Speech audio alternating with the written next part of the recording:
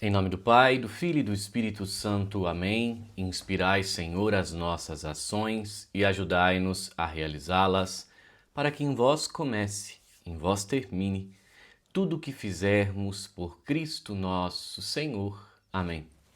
Em nome do Pai, do Filho e do Espírito Santo. Amém. Salve Maria Imaculada e que viva Cristo Rei. Aqui Tiago Bruno, missionário e jornalista católico, para o canal Católicos de Verdade. Um artigo que tem o título de O Declínio do Catolicismo Liberal. Esse artigo foi escrito pelo bispo Robert Batull, que é um bispo norte-americano. Pois bem, ele identifica que essa tendência liberal, modernista dentro da igreja, aqui no Brasil nós temos evidente a teologia da libertação, que tira totalmente o valor do sagrado e coloca as coisas humanas, vamos dizer assim, como centro do evangelho, tem caído. E isso é algo que nós estamos vendo também aqui no catolicismo do Brasil. Então, por isso é importante trazer esse artigo e comentar a realidade brasileira junto com isso. Então, é uma grande notícia esse artigo e isso vai ao encontro da realidade que nós temos aqui no nosso país também. Por isso, a importância de trazer este conteúdo para quem acompanha o nosso canal Católicos de Verdade. Então, o senhor bispo Robert começa assim. Quando fui ordenado sacerdote em 1985, meu primeiro pároco estava prestes a completar 50 anos. Ele pertencia à turma de ordenação de 1962. Ele se considerava, e uns outros também ouviam, um sacerdote do Vaticano II. Houve inúmeros encontros, abundante coministério com religiosas, o padre coministeriando com religiosas, algo do Vaticano II, preste atenção. E nas conversas, frequentes referências ao marginalizados e às diversas minorias, ou seja, todo esse esquema que nós temos da teologia da libertação, ela nasce ali, né? Da década de 70, 80, 60, no final, nasce ali. Vamos para frente. Mas não me lembro de termos tido uma única hora santa na presença do Santíssimo Sacramento durante meus 5 anos de missão lá. Nem nunca ter ouvido uma palavra contra a coabitação pré-marital no programa pré-cana da paróquia. Ou seja, em nenhum momento as formações que tiveram para os casais católicos falava que não podia, que deveria viver a castidade, né? Não pregava a castidade, não falava nada a respeito. E nós temos essa realidade também em muitas paróquias no Brasil até hoje. Eu mesmo fiz o meu curso de noivos e em nenhum momento trataram dessa situação claramente, né, no meu curso. Vamos lá, então. Além disso, não me lembro de nenhum aviso no boletim informativo de domingo sobre seminários de planejamento familiar natural. Sempre haverá diferentes ênfases pastorais, mesmo em paróquias que não sejam especialmente ideológicas. No entanto, o que se desenvolveu em muitas paróquias pós-conciliares foi No entanto, o que se desenvolveu em muitas paróquias pós-conciliares foi o que hoje chamamos de, entre aspas, espaços seguros, ou seja, lugares onde podia ir sem ser confrontado com palavras ou ideias desconfortáveis. Você podia pregar qualquer porcaria que era o seu pensamento, que todo mundo escutava. Quando esse espaço seguro é violado, depois de décadas, em alguns casos, é fácil imaginar o descontentamento que isso provoca em certos setores. mas era algo que mais cedo ou mais tarde estava fadado a acontecer. Nos últimos anos, homens ordenados padres na década de 70 começaram a comemorar o seu 50º aniversário e se aposentaram do ministério ativo, ou seja, os padres que foram ordenados ali na década de 70 completaram 50 anos de padre, né? Então, o pessoal começou a se aposentar e vem uma remessa de padres novos. Eles estão sendo substituídos por homens que nem sequer tinham nascido na década de 70. Na verdade, os jovens padres de hoje foram ordenados nas últimas 2 décadas. Esses novos padres são doutrinamente mais conservadores do que aqueles que estão substituindo. Não se trata apenas de observações anedóticas, pesquisas confirmam. Lá nos Estados Unidos, recentemente, trouxeram uma pesquisa que revela justamente isso, que os padres são conservadores e é menos de 10%, né? Se eu não me engano, é até menos de 5%. Não tenho os números na minha cabeça agora perfeitamente, mas se eu não me engano era 5% que eram padres que se consideravam progressistas. A maioria absoluta dos novos padres lá nos Estados Unidos são conservadores. No Brasil, nós temos, sim, muitos padres conservadores, os novos. Você vai falar assim, não, Tiago, mas está sendo ordenado padre formado na teologia da libertação. Estão sendo sim, só que os seminários dos bispos da teologia da libertação estão vazios. Onde os seminários estão cheios? Nos conservadores. Então, é assim, se a gente for considerar a quantidade de progressistas e conservadores que estão sendo formados e ordenados, os conservadores são pelo menos uns 70%. Isso causou uma quantidade considerável de atrito, já que os espaços para usar essa linguagem acima mencionada, esses espaços seguros, né, passaram de seguros para inseguros. Não em todos os casos, mas as mudanças são evidentes no púlpito, no altar, no confessionário e nas salas de aula. Onde quer que haja paróquias com escolas primárias e secundárias. Em contraste com os exemplos da minha primeira tarefa, as horas santas são agora comuns em muitas paróquias. As apresentações pré-Canaã são mais propensas a apontar não apenas a incongruência, mas também a pecaminosidade da coabitação e, consequentemente, que a castidade conjugal não é alcançada enquanto a contracepção é praticada. Devemos sempre ter cuidado com as palavras que colocamos antes de catolicismo quando falamos ou escrevemos. Afinal, estamos nos referindo à nossa fé, que não é, taxonomicamente falando, um fenômeno político. Contudo, há uma clara relevância do conservadorismo, pois a fé possui atributos que tendem decisivamente a preservar o intacto sem diminuição do que é transmitido. Nesse sentido, há correlações bíblicas e eclesiais distintas com o conservadorismo.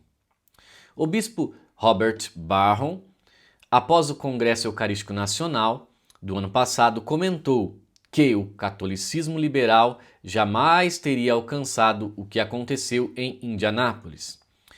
O que mais impressionou no Congresso foi a procissão com o Santíssimo Sacramento pelas ruas da capital da Indiana. Deixa eu só fazer um ponto aqui. Por que ele disse que o catolicismo liberal jamais teria alcançado o que aconteceu em Indianápolis?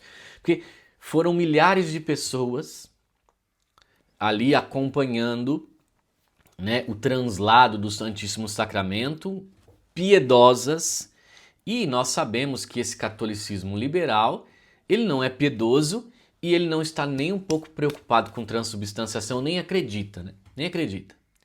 Eles creem que aquilo ali é uma refeição que todo mundo pega com a mão, todo mundo reparte Eles creem nessa partilha que eles inclusive, diminuem os milagres de Jesus, né, com a multiplicação dos pães, como uma grande partilhona, uma grande, um fubazão ali que todo mundo come junto e tal. É dessa forma que eles tratam, né? É um banquete para todos e não, sim, o corpo e sangue de Cristo. Então, esse catolicismo liberal, ele nunca alcançaria gente piedosa adorando o Santíssimo Sacramento. Por isso que o bispo diz isso. Ver tantos milhares de católicos participando dessa devoção, com sua reverência e piedade, comoveu profundamente o bispo Barron e, sem dúvida, muitos outros. Isso o levou a observar que, diante da reverência e da piedade para com o Senhor Eucarístico, o liberalismo na região tende a reduzir o sobrenatural ao natural. Se a Eucaristia é meramente um símbolo, como a maioria dos católicos acredita e pensa, então o que se tentaria é redefinir o significado da presença real e da transubstanciação.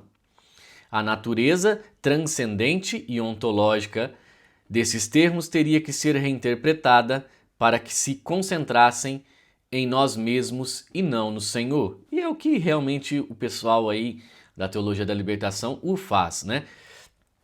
Por exemplo, eu vou dar um exemplo simples aqui. Até hoje, os padres que foram formados aí na década de 80, 90, que foram os padres, e 70 também, que eu tive contato no meu catolicismo, quando eu tinha lá 8, 10 anos, eles não usavam nem casula. Era somente túnica e estola, e até hoje acontece. Eles não utilizam casula. Você vê muitos padres ainda que foram formados aí, que tem 50 e poucos anos, 60, celebrando somente com túnica e a estola. Tá? E ainda existe muitos desobedientes, porque o missal pede túnica, estola e casula. Então, era muito comum até bispos não utilizarem casula. Vocês acreditam nisso? Na década de 80 e 90, se você olha as fotos paroquiais, existia muito isso. Por exemplo, formou-se ali algo que não era tão importante do padre se distinguir do povo. O padre tem que ser como o povo, não precisa usar roupa de padre, não precisa nada. Então, isso tudo que ocorreu. E hoje em dia não. Os seminaristas da minha diocese usam batina.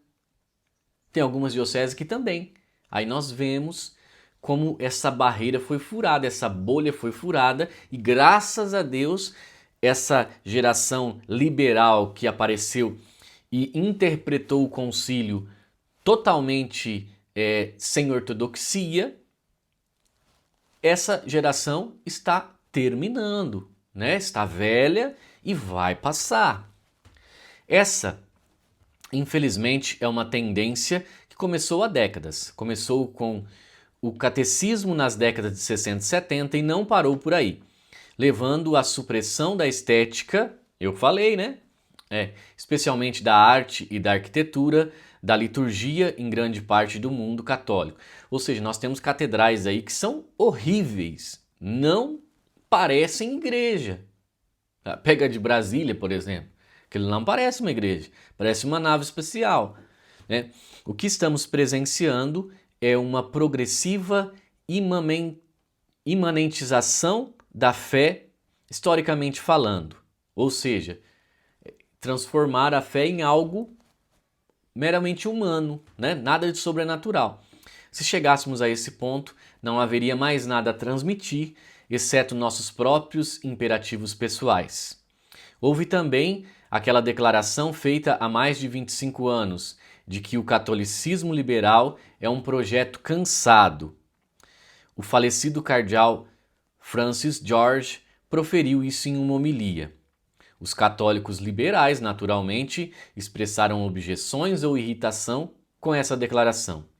Mas não me lembro de ter visto ou ouvido uma refutação sólida ou julgamento do cardeal. Ninguém sequer argumentou que, como a cultura é liberal, um catolicismo liberal é necessário. Ironicamente, alguns podem dizer que o sínodo sobre a sinodalidade, a bênção dos homossexuais e a comunhão para os divorciados recasados são prova de que o catolicismo liberal não está esgotado, mas sim com boa saúde. Bem, isso seria antes de considerar onde a igreja está crescendo e mostrando sinais reais de vida.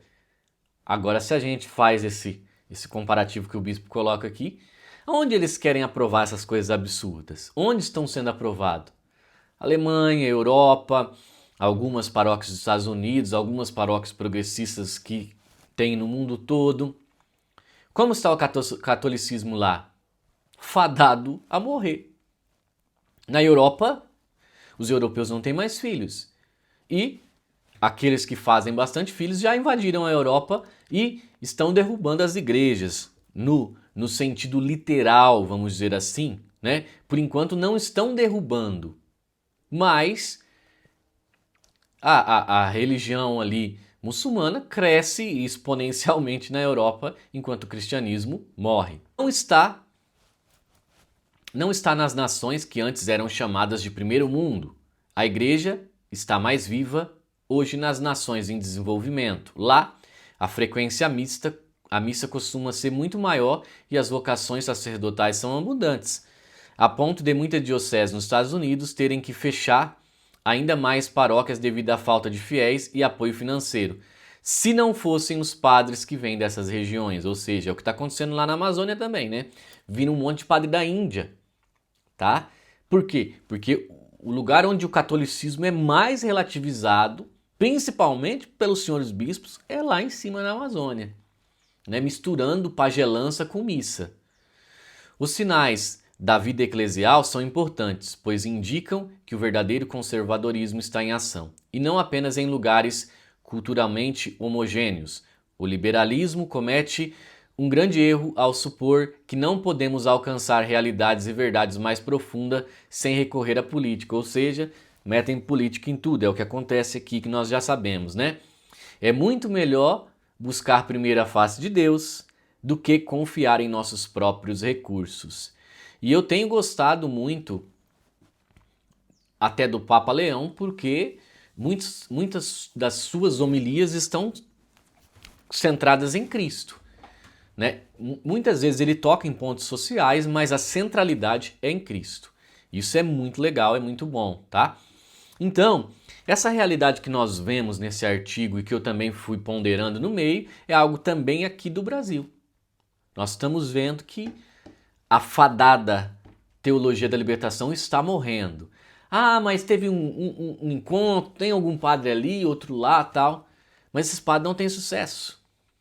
Quem são os padres que arrastam multidões? São padres da teologia da libertação? Não, não são. Frei Gilson, Padre Paulo Ricardo, vamos colocar aí Padre Marcelo Rossi, esses padres que têm mais seguidores, né? O Padre Alex, o Padre Christian Shankar, são padres aí que têm milhões. Padre Reginaldo Manzotti, que tem milhões de seguidores nas redes sociais. São os padres que têm mais influenciadores, que têm mais seguidores, né? Esses padres não são da teologia da libertação. Eles podem ser mais carismáticos, como o Padre Reginaldo, o Padre Marcelo Rossi, o Frei Gilson, mas da teologia da libertação não são. Então, aí nós temos claramente que essa ideologia, essa teologia, graças a Deus, está dentro do caixão já. Louvado seja, né?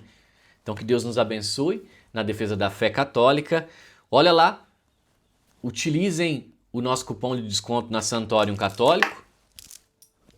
Católicos de Verdade 10, lá você ganha 10% de desconto e frete grátis para adquirir esses lindos terços.